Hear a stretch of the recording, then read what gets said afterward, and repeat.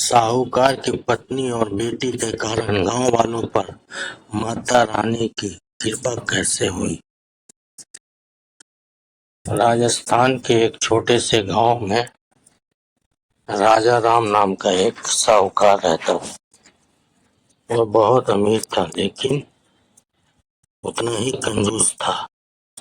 कंजूस भी गांव में उसकी पहचान ऐसे व्यक्ति के रूप में थी जो एक पैसा भी बिना सोचे खर्च नहीं करता था।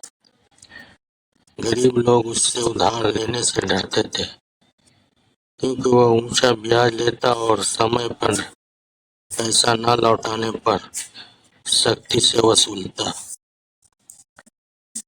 राजा राम की पत्नी इसके बिल्कुल विपरीत स्वभाव की थी। वह माता रानी की सच्ची भक्त थी और हर दिन पूजा पाठ करती। उसका मन दया और करुणा से भरा हुआ था। उनकी एक सुंदर बेटी भी थी, जिसका नाम गौरी था। गौरी ने अपनी माँ के संस्कार पाए थे। वह शांत, विनम्र और दूसरों की मदद करने वाली थी। राजा राम को यह बिल्कुल पसंद नहीं था कि घर का कोई भी सदस्य गरीबों की सहायता करे। वह हमेशा कहता, पैसा बहुत मुश्किल से कमाया जाता है, इसे यूं ही लुटाने के लिए नहीं रखा है। लेकिन उसकी पत्नी और बेटी का दिल यह बात मानने को तैयार नहीं था। एक दिन गांव में एक बूढ़ी औरत आई। उसके पास खाने के लिए कुछ भी नहीं था। वह घर घर जाकर मदद मांग रही थी, लेकिन लोग खुद ही गरीब थे, इसलिए ज्यादा मदद नहीं कर पा रहे थे। आखिरकार वह राजा राम के घर पहुंची। दरवाजा गौरी ने खोला। बूढ़ी औरत ने कांपती आवाज में कहा, बेटी, 2 दिन से कुछ नहीं खाया है। थोड़ा भोजन मिल जाए तो भगवान तुम्हारा भला करेंगे। गौरी का दिल पिघल गया।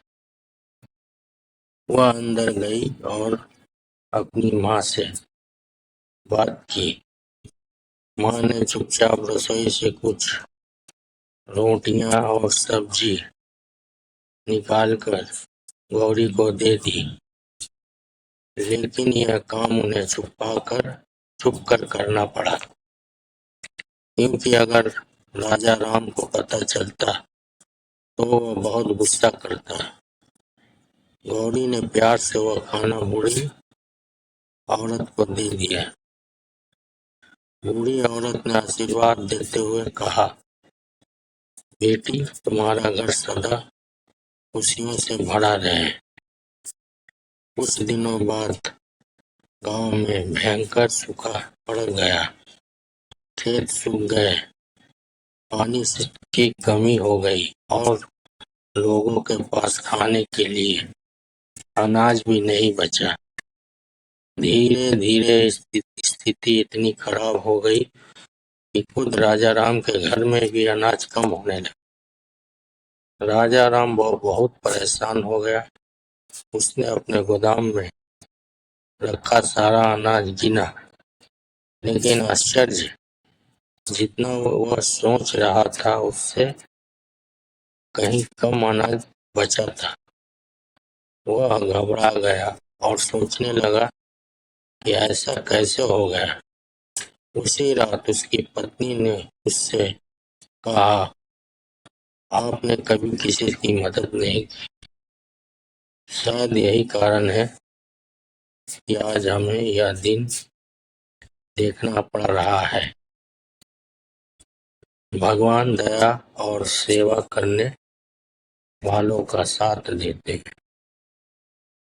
राजा राम ने पहले तो इस बात को नजरअंदाज किया, लेकिन जब हालात और खराब होने लगे तो वह सोच में पड़ गया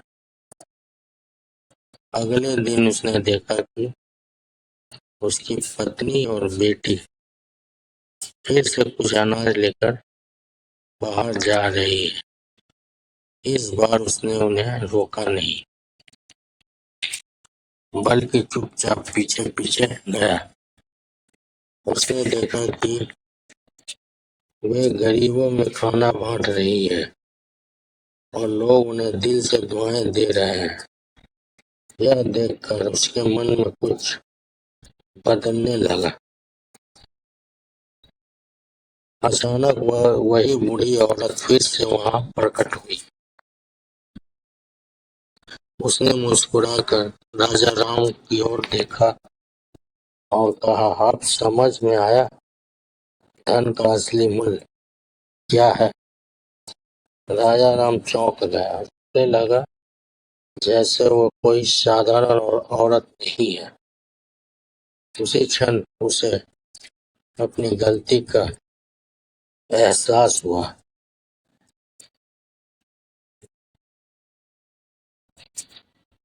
वह अपनी पत्नी और बेटी के पास गया और बोला, आज से मैं भी तुम्हारे साथ मिलकर जरूरतमंदों की मदद करूंगा। उस दिन के बाद राजा राम का स्वभाव बदल गया। उसने अपने गोदाम के दरवाजे खोल दिए और गांव वालों को अनाज बांटना शुरू कर दिया। धीरे धीरे गांव में खुशियां भी लौटने लगी। बारिश भी हुई और फसलें फिर से लहलहाने लगी। अब लोग राजा राम को कंजूस नहीं बल्कि दयालु साहूकार कहने लगे। राजा राम ने समझ लिया था कि सच्ची खुशी धन इकट्ठा करने में नहीं बल्कि उसे सही जगह खर्च करने में है। इस तरह एक कंजूस साहूकार का दिल उसकी पत्नी और बेटी की दया से बदल गया और उसका जीवन भी सुख शांति से भर गया।